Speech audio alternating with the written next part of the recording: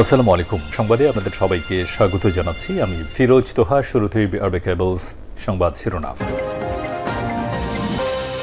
বাংলাদেশের সর্বশেষ গুরুত্বপূর্ণ আপডেট সংবাদে আপনাকে স্বাগত। শুরুতেই সংবাদ শিরোনাম, পরে বিস্তারিত। শুরুতেই জানাবো, দেশ অস্থিতিশীল করার নেপথ্যে যারা বর্তমান সরকার দায়িত্ব নেয়ার পর ছোট বড় যে কোনো ধরনের ইস্যুতে সড়ক অবরোধ সহ কর্মসূচি দিয়ে আন্দোলনে চলে যাচ্ছেন বিভিন্ন খাত সংশ্লিষ্টরা। একের পর এক আন্দোলনের ঢেউ আসতে পড়ছে সরকারের উপর। এবারও নানা রকম কর্মকাণ্ডে লিপ্ত হয়েছেন অনেকেই। ঈদকে সামনে রেখে আবারও দেশকে অস্থিতিশীল করার চেষ্টা করছে কিছু ফ্যাসিস্টদের দোসর। এ বিষয়ে গুরুত্বপূর্ণ সংবাদ জানাবো, সঙ্গেই থাকুন। এরপর জানাবো, বিএনপি এবং শিক্ষার্থীদের দল এনসিপি বাকযুদ্ধে তপ্ত হচ্ছে রাজনীতি। সেকেন্ড রিপাবলিক প্রতিষ্ঠা সংসদ নির্বাচনের সময়সীমা, নির্বাচনের আগে প্রয়োজনীয় সংস্কার এবং জুলাই অভ্যুত্থানে গণহত্যাতে হাসিনার বিচারসহ নানা ইস্যুতে বিএনপি ও নতুন প্রকাশিত দল জাতীয় নাগরিক পার্টি এনসিপির মধ্যে প্রায় প্রতিদিনই বাকযুদ্ধ চলছে। এদিকে ভুল পাল্টে হাসিনা দোসররা বাগিয়ে নিয়েছেন গুরুত্বপূর্ণ পদ। ক্ষমতাচ্যুত ফ্যাসিবাদ শেখ হাসিনা দোসর হিসেবে চিহ্নিত শতাধিক পুলিশ কর্মকর্তা বহাল তবিয়তে তারা গত 15.5 বছর শেখ হাসিনাকে নানা অপকর্মে সহায়তা করলেও বর্তমানে ভুল পাল্টে তারা আবার বড় বড় পদ বাগিয়ে নিয়েছেন। এমনই একজন বর্তমানে রয়েছেন নৌ পুলিশের ডিআইজি পর্যায়ে। জানাবো, আন্দোলনে গুলতির 20,000 মার্বেল দেন যুবদলের শাওন। ঢাকা সাভারে বৈষম্য বিরোধী শিক্ষার্থীদের সহায়তা করতে 20,000 পিস গুলতির মার্বেল দিয়ে সেদিন শিক্ষার্থীদের সহায়তা করেছিলেন যুবদলের নেতা শাওন। তার অবদান এখন অনস্বীকার্য। এবারে জানাবো, রাশিয়ার উপর নিষেধাজ্ঞা দেওয়ার চিন্তা করছে ট্রাম্প। ইউক্রেনে রাশিয়ার ব্যাপক ক্ষেপণাস্ত্র ও ড্রোন হামলার পর যুক্তরাষ্ট্রের প্রেসিডেন্ট ডোনাল্ড ট্রাম্প জানিয়েছেন তিনি রাশিয়ার উপর কঠোর নিষেধাজ্ঞা ও শুল্ক আরোপের বিষয়ে দৃঢ় চিন্তাভাবনা করছেন। এবং সর্বশেষ জানাবো, গাজায় ফের যুদ্ধের জন্য আইডিএফকে প্রস্তুত থাকার নির্দেশ নেতানিয়াহুর। ইসরায়েলি প্রধানমন্ত্রী বেঞ্জামিন নেতানিয়াহু রাজনৈতিক দল আইডিএফকে গাজায় তাৎক্ষণিক যুদ্ধে ফিরে আসার জন্য প্রস্তুতি নেওয়ার নির্দেশ দিয়েছেন। ইসরায়েলি সংবাদ মাধ্যম কান নিউজ শুক্রবার এক প্রতিবেদনে বিষয়টি নিশ্চিত করেছে। প্রিয় দর্শক, এতক্ষণ শুনছিলেন সংবাদ শিরোনাম, এবারে বিস্তারিত। তবে তার আগে বন্ধুরা, অনুরোধ থাকবে সংবাদটিতে একটি লাইক দিন।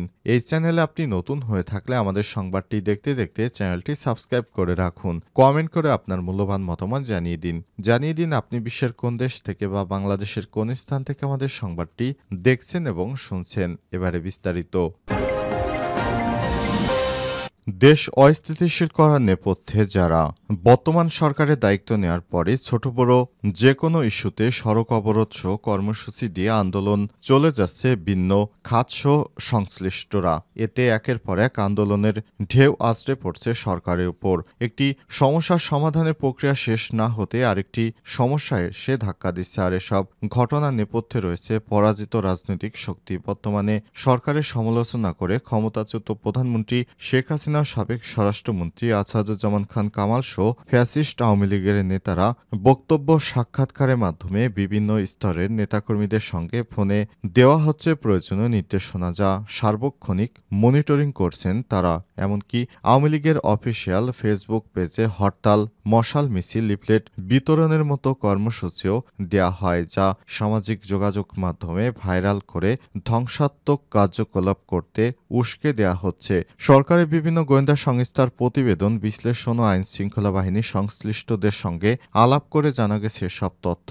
তারা জানান, এই প্রক্রিয়ার সঙ্গে ফ্যাসিস্ট আওয়ামী লীগ এর নেতাকর্মী ছাড়াও জড়িত আছে সাবেক বেশ কয়েকজন প্রশাসন ও পুলিশের ঊর্ধ্বতন কর্মকর্তা। এ পর্যন্ত কমপক্ষে 15 আমলার নাম নিশ্চিত করা হয়েছে। এমন পরিস্থিতির মধ্যে আর শনিবার নোবেল বিজয়ী অর্থনীতিবিদ ড মোহাম্মদ ইউনূসের নেতৃত্বাধীন অন্তর্বর্তীকালীন সরকারের 7 মাস পূর্ণ হচ্ছে।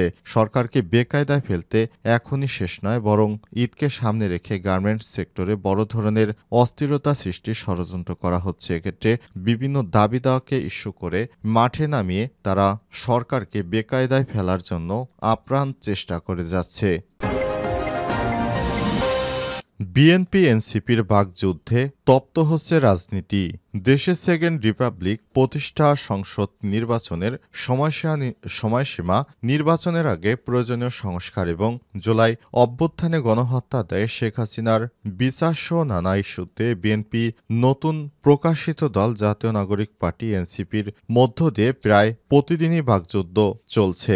দল গঠনের আগেও বৈষম্যবিরোধী শিক্ষার্থীদের সঙ্গে রাষ্ট্রপতির পদত্যাগ ও জুলাই প্রোক্লেমেশন সহ নানা বিষয় নিয়ে এনসিপির অমিল তৈরি হয়। সেই ধারাবাহিকতায় দল দুটির মধ্যে চলমান পাল্টাপাল্টি বক্তব্য দেশের রাজনীতি দিন দিন উত্তপ্ত হয়ে উঠছে। বরাবরের মতো বিএনপি চায় দ্রুত নির্বাচন আর এনসিপি চায় আগের সংস্কার ও শেখ হাসিনার বিচার। এনসিপি গণপরিষদ নির্বাচনের দাবিও নাকচ করে দিয়েছে বিএনপি। এনসিপির নেতারা বিএনপির শীর্ষ নেতাদের বক্তব্যের বিষয়ে খোলামেলা কথা বলছেন। অন্যদিকে বিএনপির নীতি নির্ধারণী পর্যায় থেকেও কড়া প্রতিক্রিয়া আসছে, বিশেষ করে হাসিনার বিচারের আগে জাতীয় সংসদ নির্বাচন নয়। এনসিপি নেতা সার্জিস আলমের এই বক্তব্যের প্রতিক্রিয়ায় বিএনপির স্থায়ী কমিটির সদস্য মির্জা আব্বাস বলেছেন, ফ্যাসিস্ট তাড়াতে গিয়ে নিজেরাই না ফ্যাসিস্ট হয়ে যায়। ফ্যাসিজমের জন্য আন্দোলন হয়নি, কেউ নিজের মতামত আদর্শের আরেকজনের ঘাড়ে চাপিয়ে দেবে, এটা হতে পারে না। আমি আমার মতামত প্রকাশ করতেই পারি, আমার মতামত আপনাকে মানতে বাধ্য করব, এটা হতে পারে না। সব মিলিয়ে বিএনপির সঙ্গে ছাত্রদের একটা দূরত্ব দেখা দিয়েছে বলে অনেকেই মনে করছেন। ভোলপাল্টে হাসিনা দোসররা বাগিয়ে নিয়েছেন গুরুত্বপূর্ণ পদ। ক্ষমতাচ্যুত ফ্যাসিবাদ শেখ হাসিনা দোসর হিসেবে চিহ্নিত শতাধিক পুলিশের কর্মকর্তার বহাল তবিয়তে রয়েছে এখনও। তারা গত 15.5 বছর সরকারের নানা অপকর্মে সরাসরি সহযোগিতা করেছে। বিশেষ করে দশম, একাদশ, দ্বাদশ জাতীয় সংসদ নির্বাচনের বিভিন্ন কর্মকাণ্ডে বেশ সক্রিয় ছিলেন তারা। কিন্তু 5 আগস্টের পর রাতারাতি ভোল পাল্টে গেছে তাদের। তারা বিএনপি ও জামাতকে এখন অন্ধভাবে সমর্থন করছে। সংশ্লিষ্টদের ম্যানেজ করে বাগিয়ে নিয়েছেন এসপি, ডিআইজি এবং অতিরিক্ত আইজিপির মতো গুরুত্বপূর্ণ পদ। খবর সংশ্লিষ্ট সূত্রের। অন্যদিকে মেধা ও জ্যেষ্ঠতা সহ প্রয়োজনীয় সব যোগ্যতা থাকার পরও যেসব কর্মকর্তারা বিগত সময়ে বঞ্চিত হয়েছে তারা এখনও বঞ্চিত।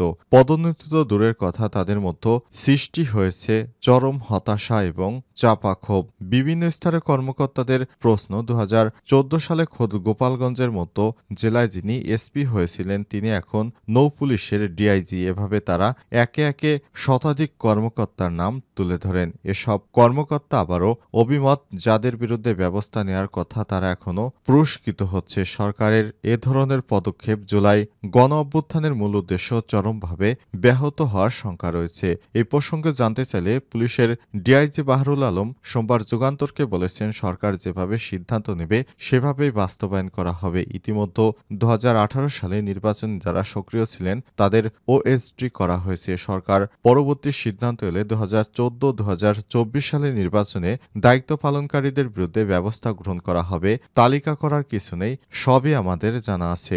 সাংবাদিক ও রাজনৈতিক বিশ্লেষক মাসুদ কামাল বলেছেন, বিএনপি আর আওয়ামী লীগ সবখানেই সুবিধাবাদী কিছু লোক থাকে, তাদের দলের নাম সুবিধাবাদী দল। এরা তেলমারার দল অন্তর্ভুক্ত। এদের চিহ্নিত করা হলেও কোনো না কোনোভাবে তদবিরে আবার টার্গেট মতো পোস্টিং নেয়ার চেষ্টা করবে।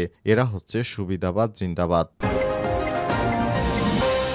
আন্দোলনে গুলতির 20,000 মার্বেল দেন যুবদলের শাওন। ঢাকার সাভারে বৈষম্যবিরোধী ছাত্র আন্দোলনে ঘটে যাওয়া পুলিশের নৃশংসতার বিরুদ্ধে প্রতিরোধ গড়ে তুলেছিলেন ছাত্র জনতা, আর সেখানে তাদের অন্তত 20,000-এর বেশি গুলতির মার্বেল ব্যবহার করেছিলেন যুবদল নেতা ইয়ার মোহাম্মদ ইয়াসিন সরকার শাওন।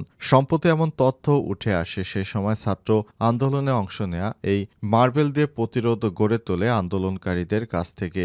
যুবদলের রাজনীতির সঙ্গে জড়িত এই নেতার সেই সহযোগিতা সাভার এলাকায় ছাত্র আন্দোলনের অন্যতম বড় ভূমিকা রাখে বলে উল্লেখ করেন তারা। ছাত্র আন্দোলনের দিনগুলোতে সাভারের থানা রোড, পাকিজা ও জাহাঙ্গীরনগর বিশ্ববিদ্যালয়, জাবির এলাকায় নৃশংস হামলা করে পুলিশ ও আওয়ামী লীগ সরকারের দোসররা। তৈরি হয় লাশের সারি। এরই মধ্যে ছাত্র জনতার হাতে যা পান তা দিয়ে প্রতিরোধ গড়ে তোলেন। কেউ অবস্থান নেন সড়ক বিভাজকের পাশে, কেউ কোনো ভবনের পাশে, কেউ বা টিন দিয়ে ঢাল বানিয়ে সেখানে অবস্থান নেন। এভাবেই পুলিশের গুলি থেকে নিজেদের রক্ষা করেন। আবার একইভাবে পুলিশ ও আওয়ামী সন্ত্রাসীদের বিরুদ্ধে প্রতিরোধ করেন অনেকেই। এরই মধ্যে অন্যতম ছিল গুলতি দিয়ে প্রতিরোধ। সে সময় গুলতির হামলা পুলিশকে হয়রানি করে তোলে। যুবদল নেতা শাওনের ব্যতিক্রমী এই সহযোগিতা এখনো মনে রেখেছে সাভার উপজেলা বৈষম্যবিরোধী আন্দোলনে অংশ নেয়া ছাত্র জনতা। সাভার উপজেলা আন্দোলন চলাকালে যুবদল নেতা শাওন